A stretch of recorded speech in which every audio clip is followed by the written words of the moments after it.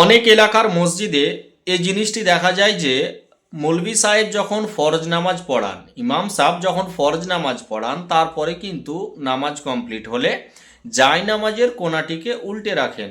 এর কারণ কি? এতে কি কোনো শয়তানি ওয়াসওয়াসা আছে?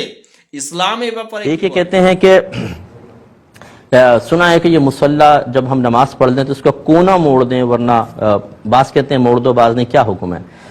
देखिए, बाज लोग ये कहते हैं कि जो कोना मोड़ दें वरना शैतान उस पर नमाज पढ़ेगा। ये बड़े भोले लोग होते हैं। अगर शैतान को नमाज पढ़नी होती तो वो अल्लाह की नाफरमानी क्यों करता?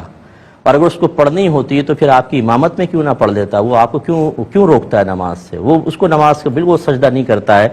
कोना मोड़ने का कोई फायदा नहीं है, ना इसमें कोई शरई तौर पर हुक्म है। हाँ, अगर कोई करे भी तो कोई नाजायज नहीं है, ठीक है ना, उसको मना ना करे, ठीक है भाई तुम कर लो अपनी तसल्ली के लिए। लेकिन अगर आप सीधा भी बिछाए छोड़ दें तो कोई जिन वगैरह आकर या शैतान आकर उस पर नमाज नहीं पढ़ेगा, वो नमाजों से भागता है, ना कि आके सजदा रेज हो जाए। তাহলে জানা গেল যে জায়নামাজের যে কোনা উল্টানোর ব্যাপারটি সেটি কিন্তু কোনো সমস্যার ব্যাপার না। কেউ উল্টোতেও পারে, কেউ না উল্টালেও চলবে। সব থেকে উত্তম হচ্ছে আপনি সেই জায়নামাজ যেমন পরিস্থিতিতে আছে থাকতে দেন, জায়নামাজ যেমন আছে তেমন থাকতে দেন।